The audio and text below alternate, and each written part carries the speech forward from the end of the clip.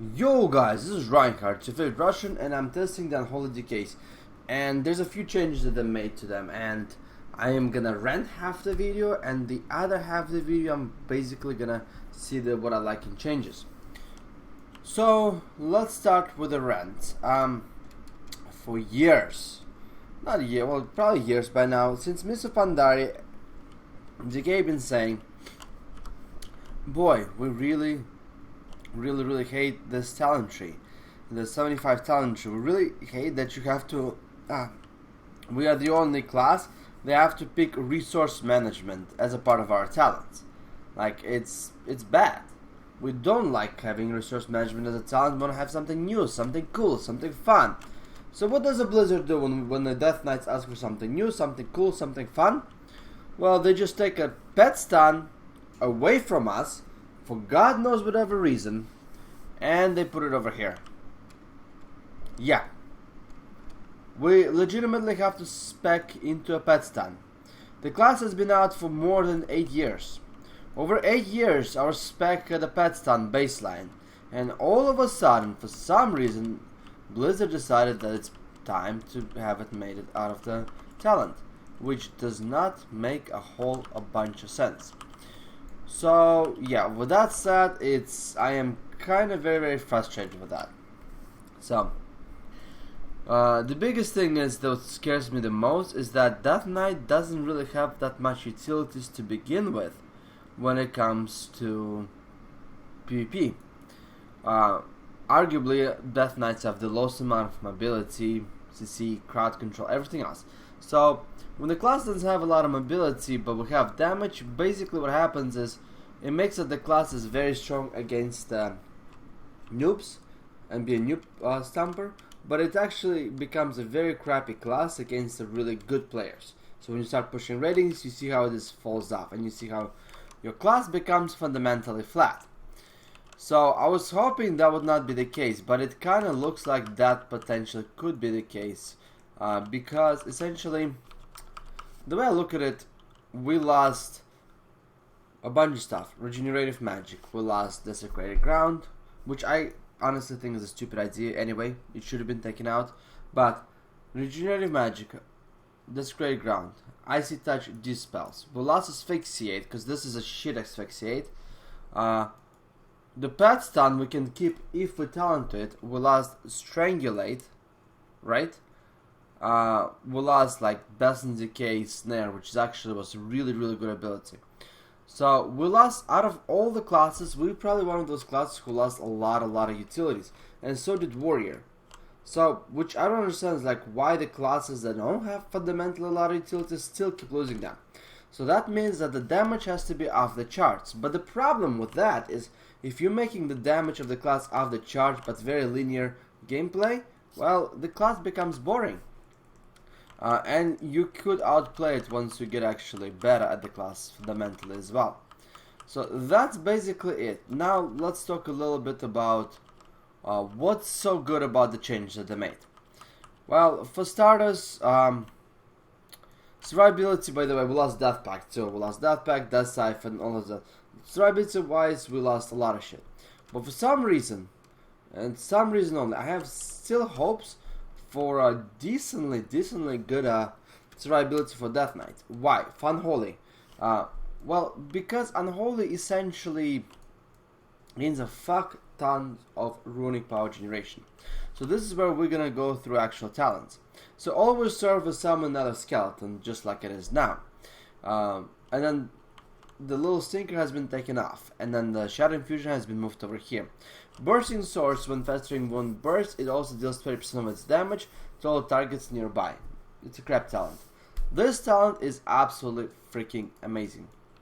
Your Abandoned Fever, your Virulent Plague takes twice as fast. It's 1.5 seconds.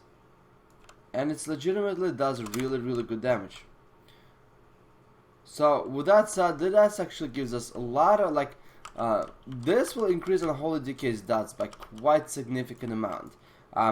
Think about it this way. It's kind of like equivalent to, probably number wise, equals to about 8 stacks of Necrotic Plague. but we don't have to ramp it up. So that's pretty good. This is actually definitely one of my most favorite talents. Obviously, whatever is my favorite probably will be taken out. But, nevertheless, it's actually a very, very good talent. Much needed for Unholy for classes who actually want to spec into the dot cleave. Next one is more or less it's all about your pusillans, or whatever it's called. It's all about the Festering wounds. Festering wounds, by the way, is going to be a pillar of our rotation, PvP or PvE wise. Let's put it this way. Festering wounds is going to be our survivability, and I'll explain you in just a moment. So it's extremely, extremely important. So we have Festering class, infected class. Your Ghoul Claw attack has a 50% chance to cause a Festering wound on the target. That's awesome. It's wonderful. It's great because it procs quite often, and on average, I don't know like how long it takes to actually get a stacks up, but it's actually a very, very decent amount. So it's already put in one Festering wound, second Festering wound, so third Festering wound. Do we hear a fourth one? Oh, by the way, and then Defile popping Festering wounds is freaking amazing. You see how much actual runic power I gained? So let me kill this guy really quickly. So with the Festering wounds, basically your damage is gonna be just a lot. But there's also a couple other things. So this is more like a kind of a idea of that is to shift damage from yourself, from your pet onto yourself, because you're basically specking outside your pet into yourself. So this is what I really like. You actually have the option to spec into the pet or spec into your actual own damage. So infected class, definitely really, really good. The other ones is Festering Strike gives one extra Festering wound, I believe, or maybe two extra Festering wounds. On average, it will give you about one more if you just round it up. And Bloody Rune Weapon is basically the ability that you pop and your auto attacks generate Festering wounds. It's more like a burst ability. But personally, for sustained damage and everything else, I like Claws. I like Claws because it will synergize really good with our Necrotics. While you're stacking Necrotics, your pet is stacking Festering wounds. While your pet is stacking Festering wounds, give it a moment, let's go on the interwebs. Bookmarks, new folder, where's it? PP Town. And while your pet is stacking Festering Strikes, while you're stacking, oh my god. Okay, remember that ability that basically does damage to a target every time it gets healed if it has a Festering wound on the target. So basically you stack Necrotics, pet stacks Festering wounds, and you both live happily thereafter. It's a match made in heaven. Let's see. Let me see if I can actually get access to it, guys. I'm sorry, I've been working like a madman lately, so should have prepared the talents, but they're not prepared. I was not prepared. Anyway, so that's really good. This one is also nice, but I like this one the most. Then for the next three, this is a little bit weird, and all three actually kind of viable. So first of all, we have your Scourge Strike on average does about 25,000 shadow damage, combined shadow and physical. This one does the most shadow damage possible. Unable to learn the talents, I need to actually log. So this basically makes your Scourge Strike ranged, require 30 yards range, and with that said, basically, it's awesome.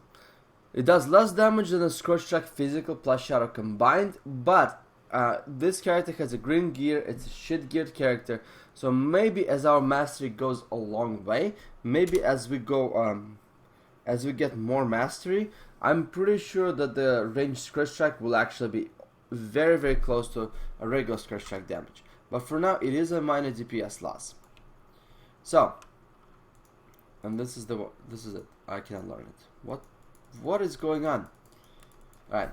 This one, basically, your Scourge Strike critical strikes, physical portions, critical strikes generate additional Festering wound.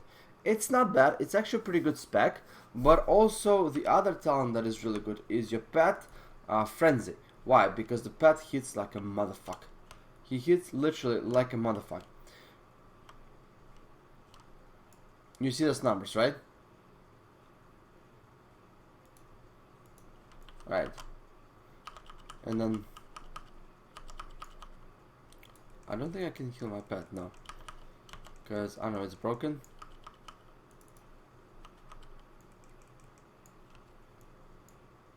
Oh, she's not. Alright, so let me kill this guy really quickly.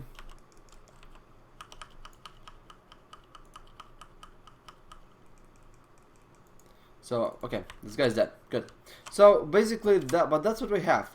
If you can see, the runic power generation is just off the charts. And this is once we get to here. So, when the Festering wound bursts, your gold gains 50% increased attack speed for until cancelled. So, this is actually very good. Talent, especially when you run Shadow Infusion. Sludge Belcher is bugged. I cannot use it at all. But I'm actually very interested in what does it do, or how do we eat it. So for now I don't get a Sludge Belcher, I get a Gravel Muncher. So this is where basically your pet gets replaced by Abomination. It's good talent. Profane Pathogens. A lot of people, oh man, this is awesome talent. Well, damage is not bad. The Festering, let me see, Virulent Plague, how much damage does it do? Like in just a coefficient wise. So Virulent Plague like ticks for 10k or something like that, right? So which is not a bad damage for level 101. Give me a sec. Death Coil, Festering Wound. There you go, Festering Wound, 6700 shadow damage, right? Oh no, not that one. Fuck.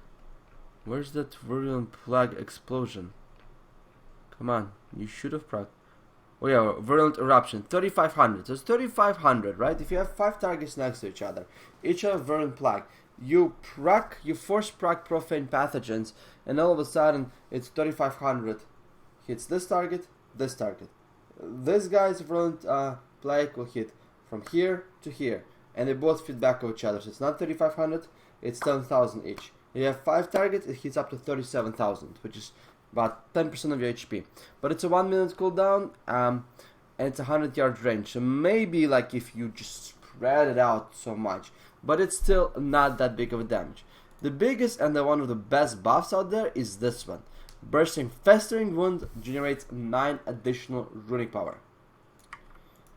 This actually gives us so much runic power with a Pet Claw, it's unbelievable. So unless Abomination is a really good talent, I personally like Gore Seeker.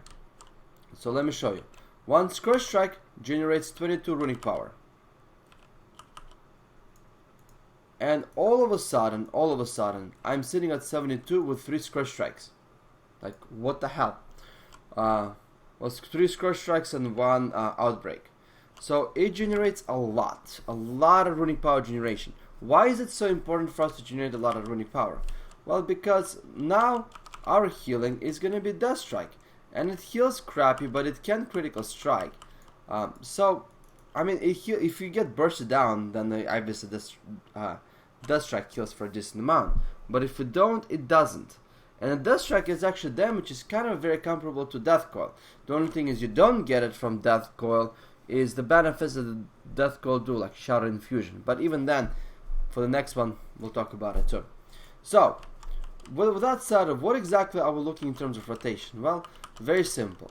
While our survivability does suck, I think like basically Death Strike is gonna be our, like it's gonna be part of our rotation. Like it's legitimately, I think it's gonna be part of our DPS rotation. It's not gonna be as much of a coils as much as it's gonna be Death Strikes. Coils are very good for your pet. They generate extra energy to your pet and stuff like that. But nothing beats our survivability. We need to survive, so I think utilizing a lot of runic power for that is really, really good. Especially if we're fighting against like a sustained damage comes like WLS or something like that. So, I think we can still probably use our rotation for Death Calls as well, but this is pretty awesome. Now, with that said, you regenerate 22 runic power. If you spec in here, and if we can augment that, it will generate up to 40 runic power. I mean, up to 40% extra runic power. So then one scourge strike will generate about 31 runic power. And if it's 30%, then one scourge strike will generate about 28, 29 runic power. 28, 29 runic power per one scourge strike. Think about it, how a lot it is. Now, to top it off, we can even pick this this guy, which I don't think, I mean, Infected Glad I think is better, but this one will also give it about like 4 or 5 more runic power. But yeah, so 30 runic power, 28 to 31 runic power. That's a lot. That's massive. So it's basically like 2 scourge strikes equals to 1 death strike. So that you can consistently death strike probably every 3rd or 4th global. So then basically our survivability doesn't really look that grim, unless we're getting kited. And if we're getting kited, we are not healing ourselves. That's my main kind of fear right now. So, with that said, let's look at the next one. And this is called a shit talents. It's shit for shit trade.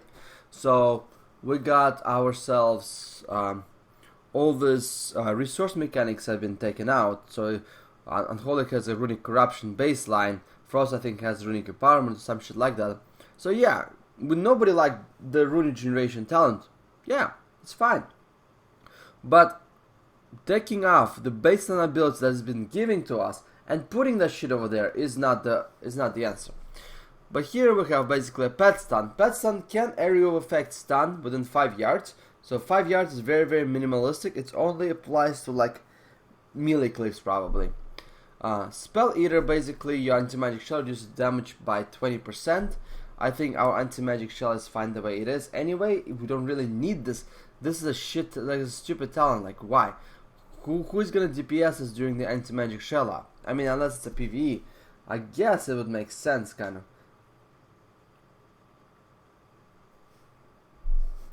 And then the last one we have is Asphyxiate. And Asphyxiate is, oh my god, it's so bad.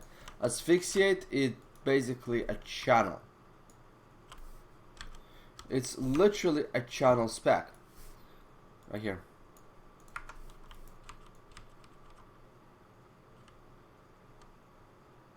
See channeling.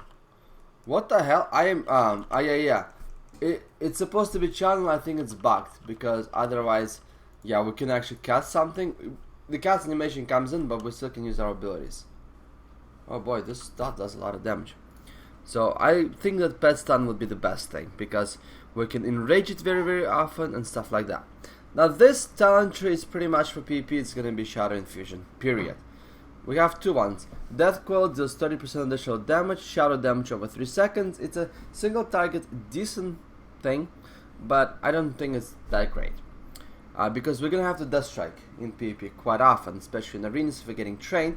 Like I said, it's gonna be part of our rotation, so I think Vile Melody is just not the greatest. Although it can be pretty good because it does affect our mastery and everything else. Necrosis. Death Coil has 25% chance to cause Virulent Plague to erupt when it damages affected enemies. So basically what it says is like this could be good for RPGs. It's basically you Death Coil somebody to death and then you force the Virulent Plague to erupt, basically, with a 25% chance. It's really, really good. I like it. Probably for RPGs I'd pick this, but for arenas, Shadow Infusion is the best. Even if you have legitimately you spend all your runic power for death strikes, the Sudden Doom will get double the procs. So I'll get 2 procs already by now, and I had the previous one today, so it's already 4 procs of Sudden Doom. And there's another 2 procs, basically from artifact talents. So I'll get 6 procs. 6 times 8, that's already 48 seconds reduction on the dark transformation.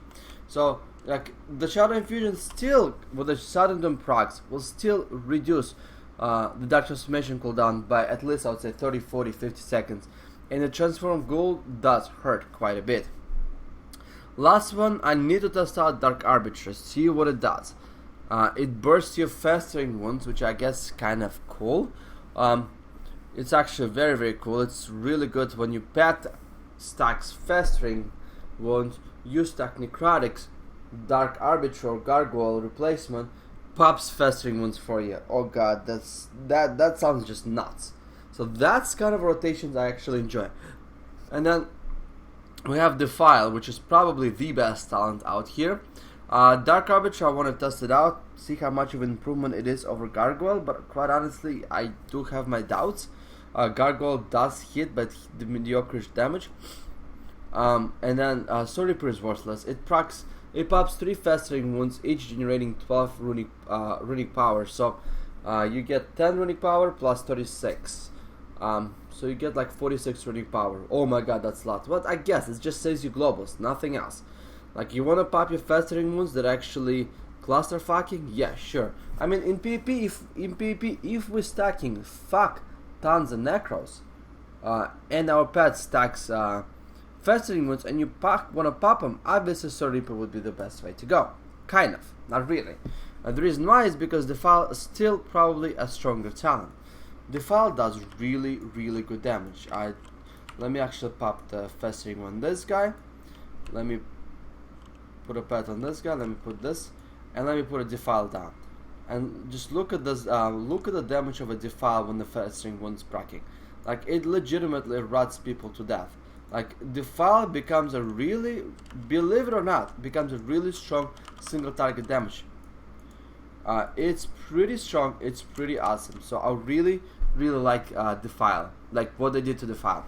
However, it has its limitations too. This is possibly where Soul Reaper can actually come ahead. Basically, the last talent, I guess we would call it a Zit Popper. We call it a Proactive. There you go. That's how we're gonna call the last talent tree. Proactive. Because it does nothing but the Festering Wounds procking. I mean, Zit Popping. So we call it a proactive talent tree. Oatmeal. In the morning. Gotta eat healthy, bitch. No. Trying to lose some weight, my friends, so yeah. We have oatmeal with fruits. Oh boy. So, that's basically it. Oh my god, this thing is bugged again.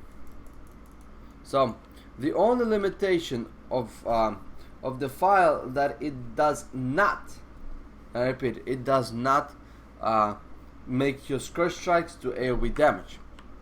So, with that said, let's grab this guy, put the shit on the ground, and then the Scourge Strike basically, yeah, like doing just lots of AoE Scourge Strike is actually legitimately really, really good. But Defile with the Festering Wounds proccing is also extremely, extremely powerful. So, I don't know, man. I mean, you guys can see how many Scourge Strikes. Well, that's close. You can actually stack up and then they just hit massively. So, and Scourge Strike does a decent damage, especially with the Death Coil debuff from your artifact, which increases damage of your next, not on the next, I think it's just a passive debuff for the target, I guess. So, I honestly think, like, for 2s, I prefer Defile. Unless Dark Arbiter is going to be just really, really, really strong talent. Like I said, the survivability wise, I'm still not sure. If we prove to be very, very squishy, like they said in the PP interview, they can just increase the stamina of the class. And I think that might actually happen to DKs, because if we get our stamina increased to above, like, maybe 10-20% above everybody else, then potentially we can actually have a very good survivability, because Death Strike will then actually heal for a decent amount, very, very decent amount, essentially. So, with that said, that's kind of an overview. Soul Reaper is okayish. Was kind of disappointed in it a little bit, actually. Let's grab this guy. Hey, buddy. Hey, buddy.